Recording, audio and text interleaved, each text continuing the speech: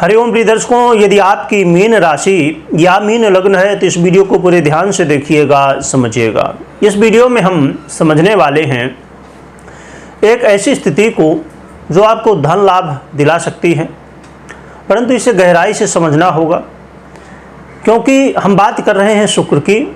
और शुक्र सुखों को देने वाले, प्रेम को देने वाले, इस जीवन में जो हम भी देखते हैं संसारिक चीज़ें, सुख सुविधाएं, ये सब को देने वाले शुक्र अब अपना राशि परिवर्तन कर रहे हैं।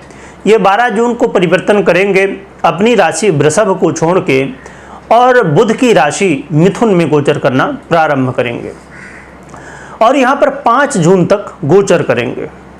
तो ये जो शुक्र का परिवर्तन है, तो इसमें कुछ योग भी बन रहे हैं, क्योंकि शुक्र महाराज जैसे ही मिथुन में आएंगे तो ये सूर्य और बुध, स्वयं राशि के अधिपति बुध के साथ भी युति करेंगे, जिससे बड़ा ही दिव्य वैभव योग और लक्ष्मी नारायण योग और त्रिग्रही योग भी बन जाएगा। तो देखा जाए तो आप समझ पा रहे होंगे नाम से ही कि वैभव योग, लक्ष्मी नारायण योग, जो कि धन को प्रदान करने वाला है। परंतु यहाँ पर विशेष रूप से हमें समझना होगा कि शुक्र महाराज जो हैं, तो ये आपके अष्टमेश बनते हैं और आपके सुखेश भी बनते हैं। तो शुक्र आपके सुखेश होते हुए, अष्टमेश होते हुए, क्षमा करिएगा, शुक्र महाराज आपके अष्टमेश और तृतीयेश बनते हैं और सुख भाव में गोचर करेंगे। देखिए, अष्टम भाव के अधिपति हैं, तृतीय भाव के अधिपति हैं और चतुर्थ में सुख भाव में गोचर करेंगे। तो शुक्र सुख भाव में गोचर करते हुए, जो कि यहाँ वैसे हैं तो अष्टमेश तो मारक ग्रह कहला जाएंगे, परंतु शुक्र चतुर्थ भाव में जब गोचर करते हैं तो ये चतुर्थ भाव इनका कारक भाव होता है। तो इसलिए काफ़ी ज़्यादा यहाँ पर आपको गहराई से समझना होगा। और हम सूर्य की बात करें तो सूर्य भी आपके लिए जो है तो रोग भाव के अधिपति यानी कि षष्ठेश बन जाते हैं। तो ये जो कुछ स्थितियां हैं, इनका क्या लाभ मिलेगा, क्या आपको सावधानी रखनी होगी, ये समझना बहुत ज़रूरी है। शुक्र आपको ये बात बिल्कुल है कि आपको कहीं ना कहीं लाभ दिलवाएंगे धन का, क्योंकि आपके सीधे कैरियर से संबंध बना रहे हैं, तो लाभ तो दिलवाएंगे धन का, परंतु उतनी ज़्यादा मात्रा में नहीं जो कि संभव कि आप अपेक्षित हों कि हाँ अब समस्याएं जो धन की हैं वो पूरी तरह से दूर हो जाएंगी। यहाँ पर आपके सुखों में भी वृद्धि होगी और आपके मान सम्मान में भी वृद्धि होगी। परंतु एक स्थिति जरूर है कि यहाँ पर आपको सावधानियाँ बहुत ज़रूरी होंगी।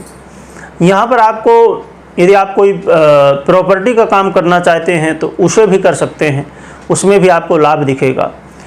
साथ में देखा जाए तो यहाँ पर एक चीज़ और भी है कि जो लोग अपने जीवन में बहुत ज़्यादा परेशान थे, वैसे तो देखा जाए तो अभी 7.5 का प्रारंभ हुआ है, प्रथम चरण में ही चल रहे हैं। तो प्रथम चरण बहुत ज़्यादा समस्याएं तो नहीं देती है 7.5, पर हाँ समस्याएं देती हैं उनको, जो मतलब कहना चाहिए कि या तो कर्महीन है, कर्म नहीं करते, आलस्य करते हैं, क्योंकि ये जो राशि है या लग्न है तो ये दुस्वभाव राशि बन जाती है। तो इसकी वजह से भी कई बार ये करूं कि वो करूं, ये जो मानसिक जो है तो कहीं न कहीं बदलाव होता रहता है, ये ज़्यादा समस्याएं उत्पन्न करती हैं 7.5 में, क्योंकि 7.5 एक सीधी सी बात है, शनिदेव की है और ये कर्म प्रधान है। तो 7.5 एक ऐसा समय है जिस समय यदि आप कर्म करते हैं, कर्म से नहीं चूकते हैं, तो शनि महाराज तकलीफ़ें नहीं देते हैं।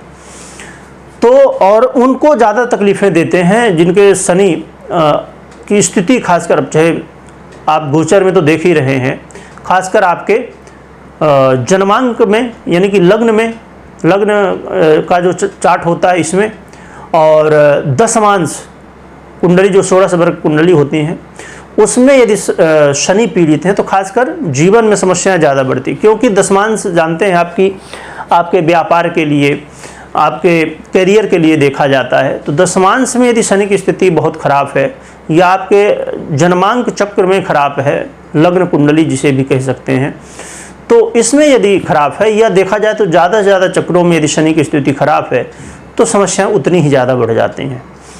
परंतु इस समय आपको कर्म जरूर करना है।